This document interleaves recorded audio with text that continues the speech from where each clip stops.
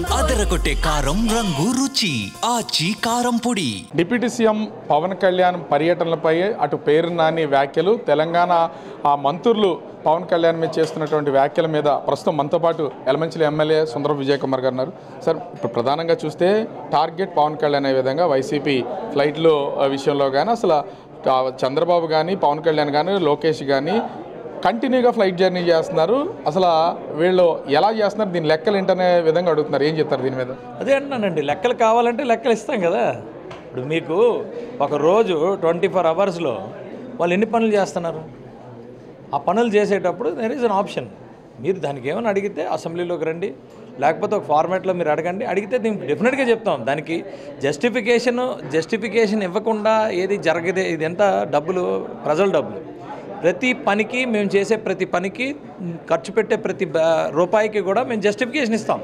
నచ్చలేదనుకోండి మీరు రండి, అసెంబ్లీలోనే గలమెత్తండి. అంటే ఈ ఖర్చు ప్రభుత్వం ఖర్చా, పవన్ కళ్యాణ్ సొంత ఖర్చులా, సొంతగా ఫ్లైట్లు వేసుకు తిరుగుతున్నారా, ప్రైవేట్ ఫ్లైట్స్ అనేది? పవన్ కళ్యాణ్ గారు అన్నీ కూడా సొంత ఖర్చులేనండి. పవన్ కళ్యాణ్ గారు మీకు తెలిసే ఉంటుంది, ఎక్కడ కూడా ఆయన వృధా చేయరు ఖర్చులు. ఇంకోటి ఏంటంటే ఇప్పటి వరకు ఎంతమందికి సపోర్ట్ చేసినా అంతా కూడా పర్సనల్గానే సపోర్ట్ చేశారు ఈ రోజు వరకు. ఎక్కడ కూడా దుర్వినియోగం జరగదు. అందుకే నేను అంటున్నాను, వైసీపీ వాళ్ళు మీరు డైరెక్ట్గా అడగండి, అఫీషియల్గా అడగండి. అడిగితే మీకు తెలుస్తుంది ఎంత పర్సనల్ ఖర్చులు పవన్ కళ్యాణ్ గారు జోబులోంచి పెడుతున్నారో, ఎంత అఫీషియల్గా ప్రభుత్వం నుంచి తీసుకుంటున్నారో మీకు తెలుస్తుంది. వేరే వాళ్ళకే మీరు మంత్రులు చేశారు కదా, మీరు ముఖ్యమంత్రి చేశారు కదా, మీ ఖర్చులకి ఈ ఖర్చులకి ప్రజలకు కూడా తేడా తెలుస్తుంది కదా.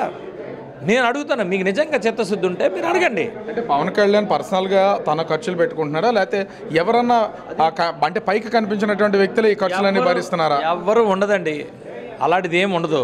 పవన్ కళ్యాణ్ గారి దగ్గర అలాగే ఉండదు. అంతా కూడా పక్కాగా ఆయన ఏ ఖర్చులు పెట్టినా ఏం చేసినా అంతా కూడా మీకు ప్రాపర్గా ఐటీలోనే డిక్లేర్ అయ్యి ఉంటుంది. ఎవ్రీథింగ్ ఉంటుంది. నేను అదే అంటున్నాను కదా, మీరు ఇది ఇట్స్ అన్ ఓపెన్ థింగ్. ఇప్పుడు ఒకసారి ఒక ఉప ముఖ్యమంత్రి అయిన తర్వాత it's open thing. Citizen of India అన్నప్పుడు ఇట్స్ అన్ ఓపెన్ థింగ్. మీరు అడగండి, మీ దగ్గర డిఫరెన్స్ తీసుకోండి. మీ దగ్గర ఏమైనా ప్రూఫ్లు ఉంటే మీరు పెట్టండి. పెట్టడానికి మీకు 11 మందిని ఇచ్చారు కదా అసెంబ్లీలో 11 మందిని ఇచ్చినప్పుడు మీరు 11 మందితో మీరు దేర్ ఇస్ అ ఫార్మాట్ ఇవ్వండి. మీరు ఊరికే బయట ఎందుకు మాట్లాడతారని అడుగుతున్నా. అథెంటికేటెడ్గా చాలా ఇన్ఫర్మేషన్ ఉన్నప్పుడు ఆ అథెంటికేటెడ్ ఇన్ఫర్మేషన్ తీయండి. వీళ్ళు ఫ్లైట్లు ఖర్చులు పెట్టేస్తున్నారు, ఖర్చులు ఊడి ఖర్చు పెడుతున్నారు, జోబులోంచి పెట్టుకుంటున్నారా, అధికారులు గవర్నమెంట్ నుంచి పెడుతున్నారా, ఇవన్నీ ఉండాలి కదా. అంటే ఇక్కడ ముఖ్యంగా చూస్తే గత ప్రభుత్వ హయాంలో జగన్మోహన్ రెడ్డి ఎక్కడికి వెళ్ళినా కూడా తీవ్ర విమర్శలు చేసినటువంటి వాళ్ళు ఇప్పుడు ముగ్గురు వెళ్తున్నారు. డిప్యూటీ సీఎం మంత్రి అనేది వాళ్ళు చేస్తున్నటువంటి ప్రధానమైనటువంటి ఆరోపణ. ఈ ప్రజాధనం అంతా దుర్వినియోగం అవ్వట్లేదా అని వాళ్ళు క్వశ్చన్ చేస్తున్నారు. ముగ్గురే కాదండి, 24 మంది వెళ్తున్నారు. 24 మంది వెళ్తున్నారు. కానీ అందరూ కూడా పరుగులు తీస్తున్నారు. ఇక్కడి నుంచి అక్కడికి, అక్కడి నుంచి ఇక్కడికి, అక్కడ ఎలా పడితే అలా పని చేస్తున్నారు. జగన్మోహన్ రెడ్డి గారు ఏముంది, ఎప్పుడు వెళ్ళారు? ఆయన గురించి అడగడానికి ఎప్పుడు వెళ్ళారు? బయటికి వెళ్ళలేదు కదా. సంవత్సరానికి ఒకసారి. నేను అదే అంటున్నా, మీ జగన్మోహన్ రెడ్డి గారు ఎక్కడికెక్కడికి వెళ్ళారు, ఏమి వెళ్ళారు, సంవత్సరానికి ఎన్ని ట్రిప్పులు కొట్టారు, ఎంత ఖర్చు అయింది?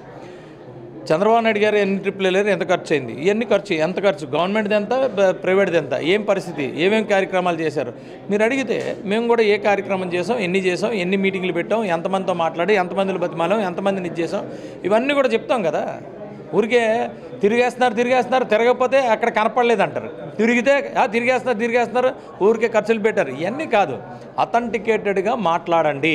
అథెంటికేటెడ్గా ప్రతి ఇన్ఫర్మేషన్ కూడా మీరు తీసుకునే హక్కు మీకుంది. మీకు 11 మంది శాసనసభ్యులు ఉన్నారు, ఎమ్మెల్సీలు ఉన్నారు, ఎంపీలు ఉన్నారు. మీరు అథెంటికేటెడ్గా తీసుకోండి ఇన్ఫర్మేషను. ఆర్ఎల్స్ మీరు ఒక రాజ్యాంగబద్ధంలో మీరు ఒక పౌరుడిగా ఉన్నారు, భారత పౌరుడిగా ఉన్నారు, మీకు అన్ని హక్కులు ఉంటాయి, తీసుకోండి. అంటే ఇది తీవ్రంగా పవన్ కళ్యాణ్ మీద విమర్శలు చేయడానికి మాత్రమేనా? అంటే ఈ విమానాలు కూలిపోవడం, లేకపోతే హెలికాప్టర్ కూలిపోవడం అనేది మీరు కూడా అంటున్నారు పేరు నాని మీద ఏదో చింతకాయలు రాలవనే సామెతలు చెప్తున్నట్లు. వాళ్ళ మనస్తత్వం అది, వాళ్ళ మనస్తత్వం కుల్లి. ఆ మనస్తత్వంతో ఏదో ఒకటి అయిపోవాలని శాపనార్థాలు ఎవడు పెడతాడు ఇది అంటే అక్కడ అర్థమైపోతుంది కదా ఈ శాపనార్థాలు ఇలా ఇదని. పవన్ కళ్యాణ్ కోనసీమ చేసినటువంటి కొన్ని వ్యాఖ్యలు తెలంగాణ వాళ్ళ దిష్టి తగులుతుంది అనేది ఇప్పుడు దుమారం లేతుంది. మంత్రులు అటు వివిధ పార్టీలకు సంబంధించినటువంటి వాళ్ళు కూడా పవన్ కళ్యాణ్ మీద తీవ్ర విమర్శలు చేస్తున్నారు. ఏం చెప్తారు? అసలు విమర్శలు చేస్తారు. ఆయన ఏమన్నారంటే, అరే ఎప్పటి నుంచో గోదావరి జిల్లాలంటే ప్రతి ఒక్కరికి కూడా అమ్మ గోదావరి జిల్లా బ్రహ్మాండం, గోదావరి జిల్లా ఆల్కేమి అన్నట్టు ఇప్పటివరకు వచ్చింది. ఇప్పుడు గోదావరి జిల్లా నిజంగా గోదావరి జిల్లా హక్కును చేర్చుకున్న గోదావరి జిల్లాలో ఉంటున్న వాళ్ళకున్నన్ని సమస్యలు ఎవరికున్నాయి ఈరోజు నాకు చెప్పండి. అంత పచ్చని గోదావరి జిల్లా హైదరాబాద్ అవ్వదు కదా. అంత పచ్చని గోదావరి జిల్లా, అంత ప్రకృతి అందాలైన గోదావరి జిల్లా హైదరాబాద్లో ఈరోజు రెవెన్యూ జనరేషన్కి గోదావరి జిల్లా రెవెన్యూ జనరేషన్కి ఎంత తేడా ఉంటుంది? నేను హైదరాబాదే కాదు విశాఖపట్నం కూడా అడుగుతున్నాను నేను. ఇంకా మీరు ముంబై అడగండి, ఇంకోటి అడగండి. అంత పచ్చని ప్రకృతిని అంత దీని కింద ఇచ్చిన గోదావరి జిల్లాల మీద కేవలం కళ్ళు పడిపోయే పరిస్థితి ఉంది. కేవలం అంతే తప్పితే వీళ్ళకి ఉండాల్సిన సమస్యలు వీళ్ళకి ఉన్నాయని బాధతో అన్నారు కానీ ఎవరిని విమర్శించాలని కానీ ఇంకో తెలంగాణ వాళ్ళ కళ్ళు పడడం వల్ల ఇప్పుడు ఇలా అయిపోయింది అనేది అది ప్రత్యేకించి మెన్షన్ చేయడం వల్ల కాదండి. ఆయన ఏమన్నారు, ఎవరికి వెళ్ళినా సరే బ్రహ్మాండంగా ఉంది కదా. మరి బ్రహ్మాండంగా ఉందంటే కళ్ళు పడినట్టే, బాగుందన్న కళ్ళు పడినట్టే. అలాగే కదా ఇప్పుడు అయిపోయింది. దాని పరిస్థితి ఈరోజు ఎలాగైపోయింది గోదావరి జిల్లా పరిస్థితి మీరు చెప్పండి. మామూలుగా ఈరోజు మొత్తం ఆంధ్రప్రదేశ్ అంతా కూడా ఈరోజు వాటర్ ఇస్తాం, రేపు అంతా గోదావరి జిల్లాలాగా ఉంటుంది. అర్థమైందా? అది వాటర్ లాగడ్ ఏరియా గోదావరి జిల్లా. ఈరోజు రోడ్డు వేస్తుంటే ఇబ్బంది అవుతుంది. ఆ మీకు తెలిసే ఉంటుంది, మొత్తం మట్టి అంతా వెంటనే రోడ్డు పోయే పరిస్థితి. దాన్ని కంటిన్యూస్గా మెయింటైన్ చేయాలి. చాలా సమస్యలు ఉన్నాయి, వాటర్ సమస్యలు ఉన్నాయి, అవి ఉన్నాయి. అవన్నీ తీరుస్తున్నప్పుడు అర్థమవుతుంది అతనికి కూడా. ఇంత బాగా ఉన్నప్పుడు ఇంత ఇలాంటి ఇదే అని అనుకున్నా ఇన్ని సమస్యలతో వీళ్ళు ఇక్కడ ఇదవుతున్నారని చెప్పి ఆ బాధతో ఉన్న ప్రేమతో అన్నారు. కానీ ఎవరిని కించపరచాలని ఎక్కడ అనలేదండి. ఎవరు తెలంగాణ అయితే నాదే, మాదే, విశాఖపట్నం అన్నా మాదే, లేకపోతే ఏది కర్ణాటక మాదే. దేశం మొత్తం ఈరోజు పవన్ కళ్యాణ్ గారిని మంచిగా తీసుకుంటున్నప్పుడు అవన్నీ కాదండి. దేశం అంటే భక్తి ఉంది, మానవత్వం అంటే మాకు మొత్తం ప్రపంచం అన్నా కూడా పీస్కి మేము చాలా ఇది మా పార్టీ కానీ వాళ్ళ దిష్టి తగలడం వల్ల ఇలా అయిపోయిందని పవన్ కళ్యాణ్ చేసిన వ్యాఖ్యలకి క్షమాపణ చెప్పాలి. క్షమాపణ చెప్పకపోతే పవన్ కళ్యాణ్ ఏ సినిమా కూడా తెలంగాణలో ఆడనివ్వని స్వయానా సినిమాటోగ్రఫీ మంత్రి కోమటిరెడ్డి వ్యాఖ్యలు చేశారు. కోమటిరెడ్డి గారికి ఆయన ఏదో మాట్లాడి ఆయన ఏదో అడ్వాంటేజ్ తీసుకోవాలని ఏదో మాట్లాడుతున్నారు కానీ ఆ ఉద్దేశం వచ్చినట్టు అనలేదు. వేరే విధంగా దీన్ని వదిలేయాలి. నేను వాళ్ళనాడించిన వీళ్ళనాడించిన ఏం నాడించారు? ఎవరికి శాశ్వతం ఇక్కడ? ఎవరు శాశ్వతం?